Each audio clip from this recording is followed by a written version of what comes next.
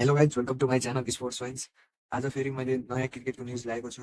नेपालको अर्को मुख्य खेल्ने उद्देश्य भनेको नै T20 वर्ल्ड कप 2026 हो। अब नेपालले त्यसको तयारीमा जुटिसकेको हामीले देख्न सकिन्छ। पछिल्लो समयमा नेपालले T20 खेलेर आएको छ, जुन नेदरल्यान्ड र स्कटल्यान्डसित खेलेको थियो।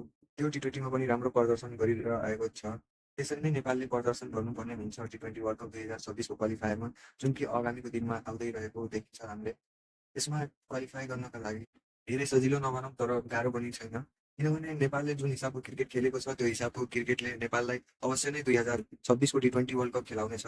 किनभने नेपालले आगामीको दिनमा राम्रो प्रदर्शन गरेर देखाएको छ। हामीलाई थाहा नै छ क्यानाडाले पनि क्वालिफाई गरिसकेको छ। माथिको स्क्रिनमा हजुरले हेर्न सक्नुहुन्छ कुन कुन टिमले क्वालिफाई गरिसकेको छ। अब हाम्रो पनि एसिया क्वालिफायर हुनेवाला छ, जुन कि 1 अक्टोबरदेखि 18 अक्टोबरसम्म हुनेछ।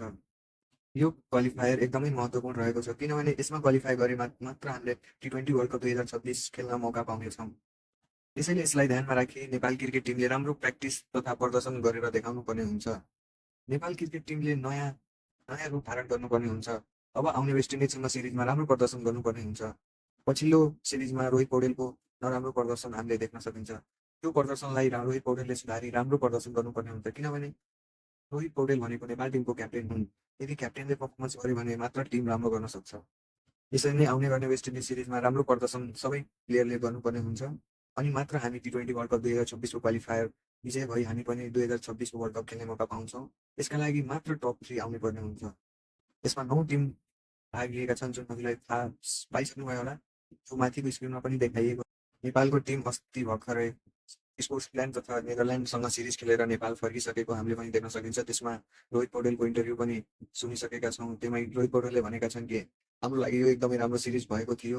यसले हामीलाई आगामीको T20 वर्ल्ड कप 2026 खेल्नमा ठुलो भूमिका खेल्नेछ।